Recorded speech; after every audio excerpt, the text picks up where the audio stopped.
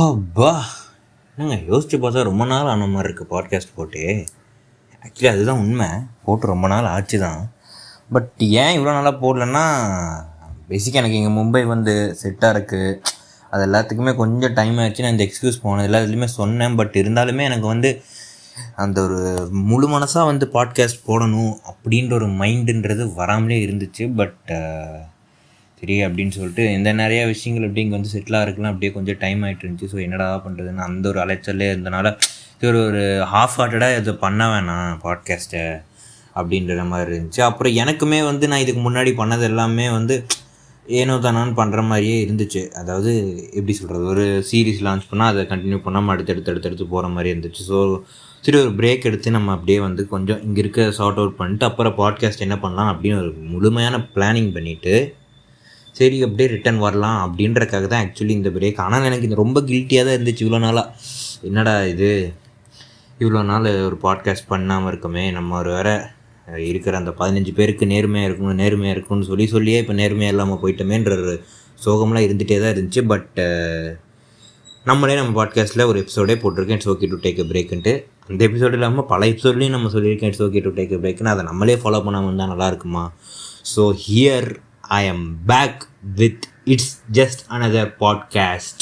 நான் ரிதீஷ், அவர் ரிதீஷ், உங்கள் ரிதீஷ், எங்கள் ரிதீஷ், ஏதாவது ஒரு ரிதீஷாக நீங்கள் வச்சுக்கலாம். பட் இனிமே வந்து சரி ஓகே நான் என்ன பண்ணலாம் அப்படின்னு யோசிக்கிறப்போ, இப்போது வேர்ல்டு கப் வருது இல்லை, one day world cup. So mostly நான் அதோட கவரேஜ் தான் அடுத்த ஒரு 2 மாதத்துக்கு பண்ணுறதா இருக்கும். சாரி என்னோடய நியூட்ரல் ஃபேன்ஸ் எல்லாத்துக்குமே. But I want to do ஒரு ரெகுலரான ஹேபிட் பண்ணணுன்றப்போ நம்ம ஏதாவது ஒரு விஷயத்தை கவர் பண்ணணும் அப்படின்றது தான் நல்லாயிருக்கும். அப்படின்றனால நான் வந்து அதை பண்ணலாம் அப்படின்ற ஒரு முடிவோட நாளைக்கு India vs Australia final one day. அதாவது சங்கூதுற வயசில் எதுக்கு சங்கீதான்ற மாதிரி சீரீஸே முடிஞ்சு போச்சு, இந்த மேட்ச் எதுக்குப்பா அப்படின்னா யோசிக்காதீங்க.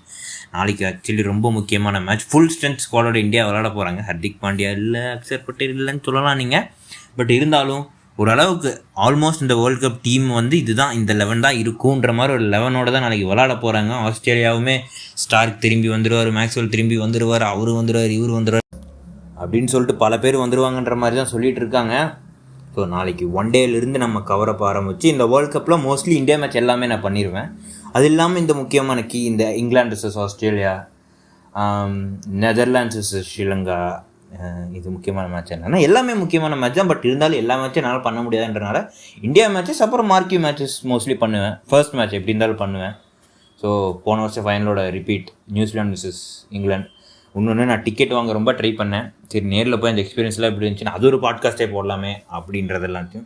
பட் அது எல்லாமே இந்த மும்பை காரணங்கள் ப்ளஸ் என்னோடய மனது காரணங்கள் ப்ளஸ் இந்த கண்டென்ட் இல்லாத காரணங்களால் பல காரணங்களால் இவ்வளோ நாளாக தள்ளி போய் இனிமேல் நான் அடித்து சொல்கிறேன். நீங்கள் வந்து என் சட்டையை பிடிச்சி கேட்கலாம், வரமாட்டேன்ற தைரியத்தில் தான் சொல்கிறேன் நீங்கள் சொல்லலாம்.